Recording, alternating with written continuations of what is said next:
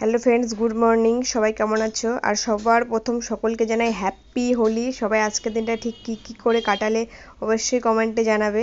আর এদিকে আমরা সবাই মিলে ঘটনা খাচ্ছিলাম, কারণ সবাই একটু প্ল্যান করলাম যে আজকে চলো, আজকে সবাই বাড়িতে আছে, একটু ঘটনা করা যাক। তো যেমন বলা তেমন কাজ শুরু, তাই সকাল থেকে ভিডিও তেমন করতে পারিনি, সবাই ঘটনা তৈরি করা নিয়েই ব্যস্ত ছিলাম।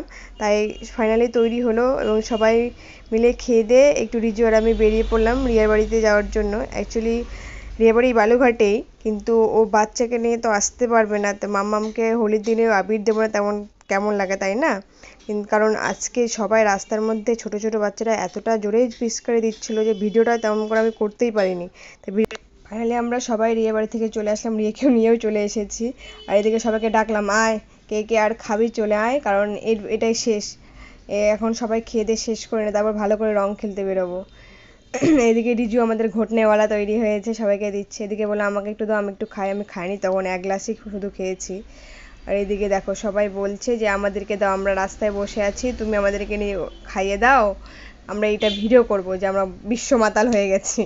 তাই এদিকে সবাই বলছিল বেশি করে খাস না, রাস্তায় ড্রেনে টেনে যেখানে সেখানে পড়ে থাকবে। কিন্তু কে কার কথা শোনে? ছোট এরা রয়েছে, এরা খেতেই আছে। আমারই ভয় লাগছিল যে এতগুলো করে খাচ্ছে, আবার রাস্তায় না কখন যখন তখন পড়ে না থাকে। তো কে আর কথা কে শোনে? ওদের মারা বকেই যাচ্ছে, তো বড় শোনে না। এবার ধরে বাদে আমাকে বসিয়েছে যে তুমি খাও বৌদি।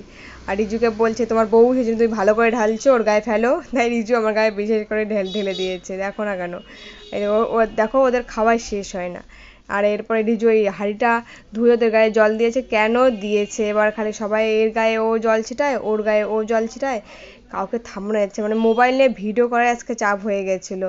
সবাই কখন না মোবাইলের মধ্যে জল পড়ে যায়। দেখো সবাই কি করছে, রাস্তার মধ্যে ঢলাঢলি, মানে পার্লার ড্রেনে পড়ে যায় এরা আজকে। মানে ওদের এতটাই ভালো লাগছে, এনজয় করছে। রাস্তার মধ্যে শুয়ে পড়ে জল ঢেলে কি অবস্থা দেখো না কেন। এক একটার বাড়িতে গেলে আর কি যে ওদের মা বাবারা করবে আজকে না, রাত্রেবেলা পা ব্যথায় থাকলে হয়। আর এইদিকে দেখো আমার আরেকজন বর বলতে পারো, কারণ এ আমাকে ওর বউ বলে তাহলে সেই হিসাবে তো আর আমি বরে, ও তো আমার বরই হলো, তাই না বলো? আর এদিকে ও আমাকে প্রত্যেকবার দেরি করে রং মাখাতে আসবে, ওই জন্য আমি স্নান টান করি না। আর ওইদিকে ও আমাকে মুখের মধ্যে, মানে একবারে দাঁতে টাতে মুখে প্রতিবার রং দিয়ে দেয়। সেজন্য আমি এবার বলছি তোর সঙ্গে তো গায়ের জোরে পারবো না বুদ্ধিতে, ওই জন্য ওর আঙুলে আমি এত জোরে কামড় দিয়েছি, মানে 3টা আঙুলে এত জোরে কামড় দিয়েছি, মানে ও বলার মতো না।